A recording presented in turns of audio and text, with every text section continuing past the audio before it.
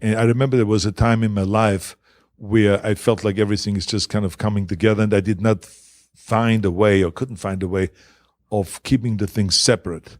So it was always when I was thinking about it, I was thinking about at the same time my bodybuilding career, I was thinking about my movie career, I was thinking about the documentary Pumping Iron that we're shooting right now, and the movie Stay Hungry that we just finished shooting, and my investment in the apartment building, and do I get the financing from the bank, and all of this kind of stuff was always coming together. And at the same time, I was training for the Mr. Olympia competition in South Africa. And I was training right here at Gold's Gym. And I remember there was all the camera equipment around, 5 hours a day in my face. And then someone in the middle of squatting was trying to change the battery pack on my lifting belt and all this stuff. So I was like, eventually I felt like I got to do something about it because I have such great opportunities here. And everything is happening and everything is going my way.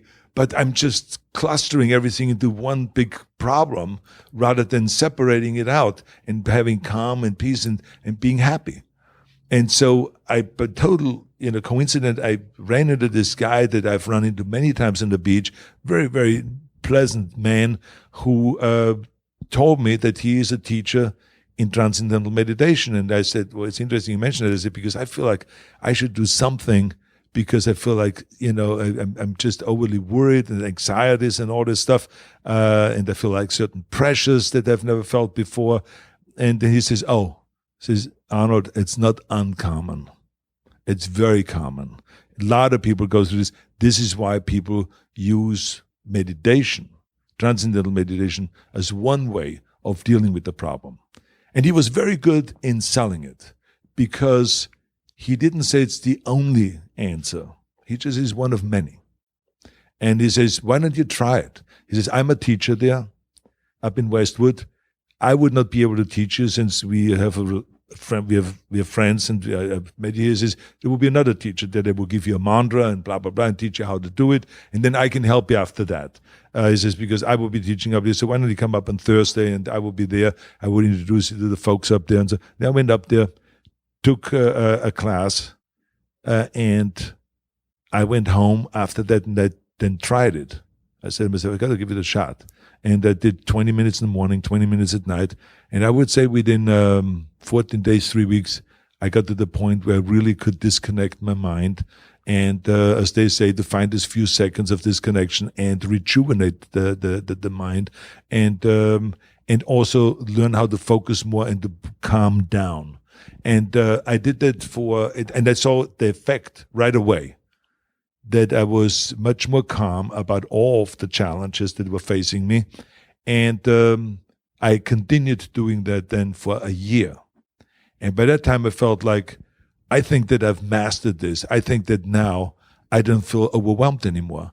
And I really felt it was one of the things where transcendental meditation was kind of anxiety and pressure meeting around the corner, tranquility. This is kind of what it felt.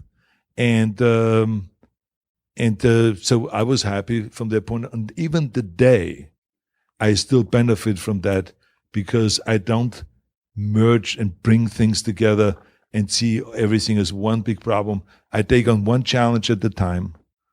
And when I go and I study my script for a movie, then that day when I study my script for a movie, I don't let anything else interfere in that, and I just concentrate on that. So, and the other thing that I've learned is that there's many forms of meditation in a way, because like when I study and I work really hard, where it takes the ultimate amount of concentration, I can only do it for 45 minutes. Maybe an hour. But then I have to kind of run off and maybe play chess.